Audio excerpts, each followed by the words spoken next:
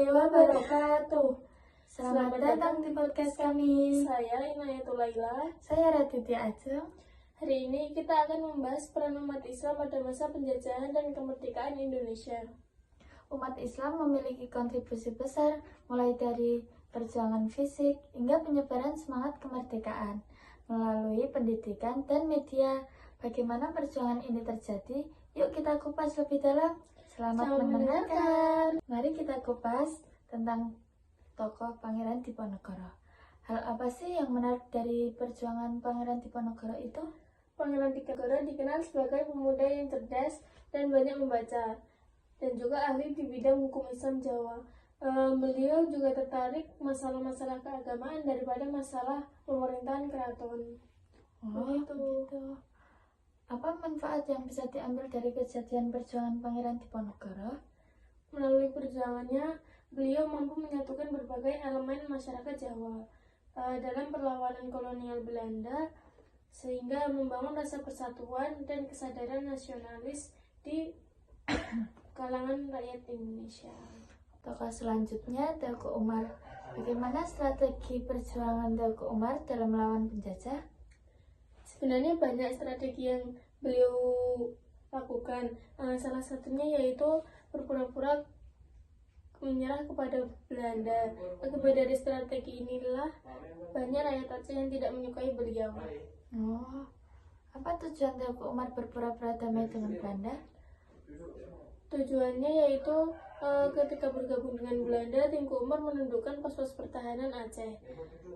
Hal tersebut dilakukan Teuku Umar untuk mengelabui Belanda agar Teuku Umar mendapat peran yang lebih besar. Tokoh selanjutnya, Kiai Haji Hasyim Asy'ari. Apa peran Kiai Haji Hasyim Asy'ari dalam mempertahankan kemerdekaan Indonesia? Pada masa memperjuangkan kemerdekaan Indonesia, Kiai Haji Hasyim Asy'ari mengeluarkan resolusi jihad sebagai tanda bela negara dalam rangka mempertahankan kemerdekaan rakyat Indonesia dari serangan sekutu dan Belanda. Mengapa Kiai Haji Hasyim Asy'ari dapat dikenal oleh banyak kalangan? Kiai Haji Hasyim Asy'ari juga sering disebut sebagai pejuang dan pembaharu karena kontribusinya bukan hanya untuk Islam namun juga untuk Indonesia. Seperti yang diketahui bahwa beliau merupakan pahlawan nasional yang menjadi tokoh penting dalam pergerakan 10 November di Surabaya. Tokoh selanjutnya yaitu Buya Hamka. Saya dengar-dengar Buya Hamka memiliki cara pemikiran. Bagaimana sih cara pemikiran dari Buya Hamka tersebut? Pemikiran Buya Hamka termasuk dalam cara berpikir rasionalis dan modernis. Mengenai metode dakwahnya, beliau termasuk ke dalam metode dakwah kultural. Apa yang dapat diteladani dari Buya Hamka? Buya Hamka selalu berprasangka baik dengan cara selalu mengambil hikmah dari setiap kejadian dalam hidupnya. Sikap lembut yang berjiwa besar yang dimiliki Buya Hamka sehingga tampak dalam buku biografi. Tokoh selanjutnya yaitu Hos Cokro Aminoto. Siapa sih Hos Cokro Aminoto itu dan bagaimana perannya dalam mempertahankan kemerdekaan Indonesia? Hos Cokro Aminoto adalah pemimpin Sarekat Islam yang melawan penjajah Belanda dan menggerakkan umat Islam dalam perjuangan kemerdekaan. Apa tantangan yang dihadapi beliau saat memimpin Sarekat Islam? Salah satu tantangannya mungkin adalah menghadapi tekanan dari pemerintah kolonial Belanda yang mencoba membatasi aktivitas politik dan sosial organisasi tersebut. Tokoh selanjutnya yaitu Ahmad Dahlan. Ahmad Dahlan merupakan tokoh yang mengubah pendidikan Islam. Bagaimana Ahmad Dahlan mengubah pendidikan Islam itu?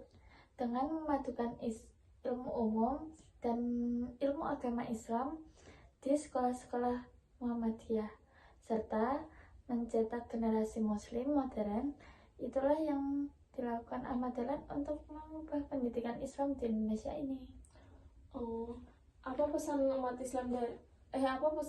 Dahlan untuk umat Islam? Ahmad Dahlan berpesan pentingnya pendidikan, persatuan, dan kerja keras untuk memajukan Islam dan bangsa kita. Kemudian salah satu tokohnya yaitu Gus Dur. Gus Dur merupakan tokoh Nahdlatul Ulama yang memiliki peran penting besar dalam perkembangan ini. Bisa kamu ceritakan bagaimana Gus Dur memperjuangkan peran umat Islam setelah kemerdekaan? Oh, bisa.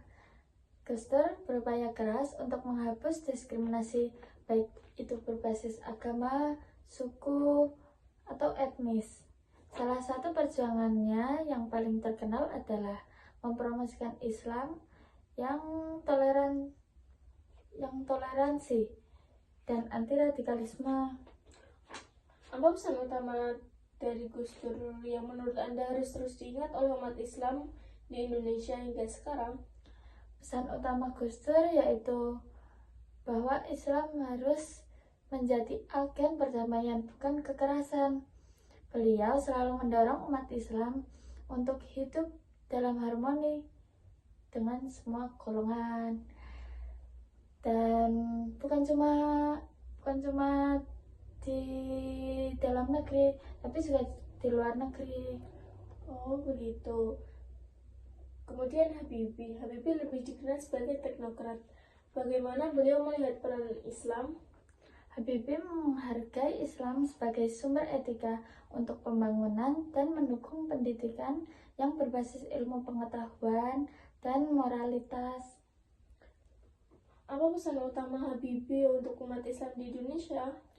Pesan utama Habibie yang paling penting etika, pendidikan, dan inovasi untuk pembangunan bangsa, untuk membangun bangsa yang lebih maju.